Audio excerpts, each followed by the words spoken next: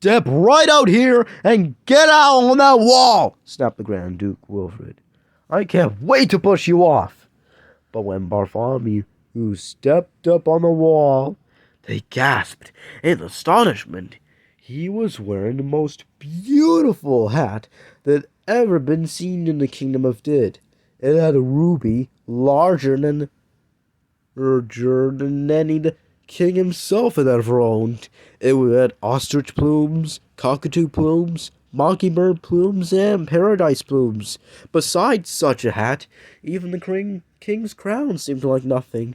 The Grand Duke Wilfred took a step forward. Quick step forward. Bartholomew thought his end had come at last. Wait! Shouted the king. He could not take his eyes off the magnificent hat. I won't wait! The Grand Duke talked back to the king. I'm going to push off now! Better habit!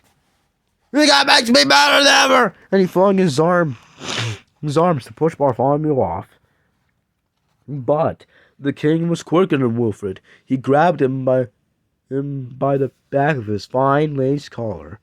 This is to teach you that Grand Dukes never talk back to their king, His Majesty said sternly, and he turned the Grand Duke over his knee and spanked him soundly right on the seat of his royal silk pants. Well, gee, what does that remind me of?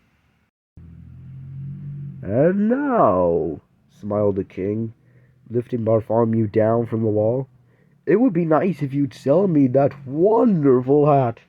498, 499, broke in the tired voice of Sir Alaric, who had just reached the top of the steps, and, pointing to how Bartholomew said, and that makes exactly 500.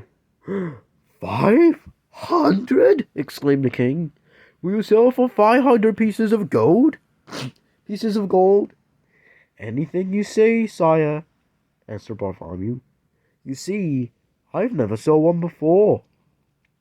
The king's hands trembled with joy as he reached for the hat. Slowly, Bartholomew felt the weight of the great hat lifting from his head. He held his breath. Then, suddenly, he felt the cool evening breezes blow through his hair. His face broke into a happy smile. The head of Bartholomew Cubbins was bare. Look, Your Majesty, look! He shouted to the king. No, you look at me, answered the king, and he put the hat on right over his crown. Arm in arm, the king and Bartholomew went down to the counting room to count out the gold. Then the king sent Bartholomew home to his parents. Oh, look, I was wrong about Bartholomew's parents. Here they are right now.